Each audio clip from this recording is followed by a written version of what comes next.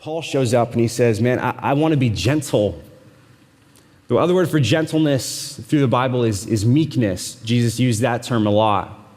And one of the Beatitudes, it's the third Beatitude, Jesus says that blessed are the meek, for they will inherit the earth. And that's the kind of crazy thing for him to be able to say, because when I think of world conquest, I don't think of gentleness. I don't think of someone who's just very kind and patient. No, world conquest or possession of the whole universe given to the meek of all people is a quite strange idea. The world thinks in terms of strength and power, of ability, self-assurance, aggressiveness. The more you assert yourself and express yourself, the more you organize and manifest your powers and ability, the more likely you are to succeed and get the job done. But for Jesus, meekness.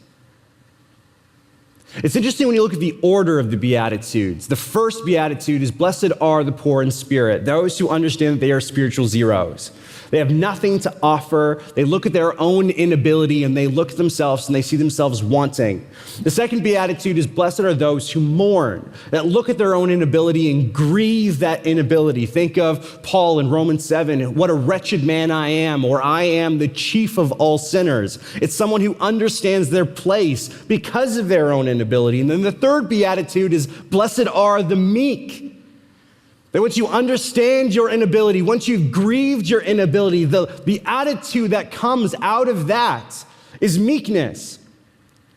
So Paul showing up as a father to them in gentleness is what's so interesting in my life is I grew up without a father, nor am I a father.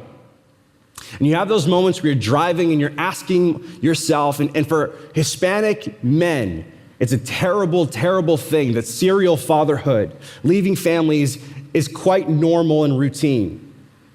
And so I'm sitting in the car, and to be honest, my mind drifts and goes away, and I think of my family, and I want to be for them what I never had.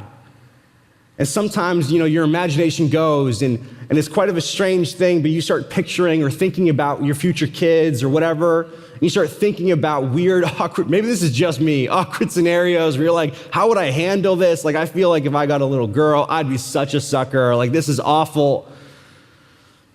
And to be honest, as a father, I would assume that so often in your discipline with your children, it isn't about showing up as the boss or as the authority figure.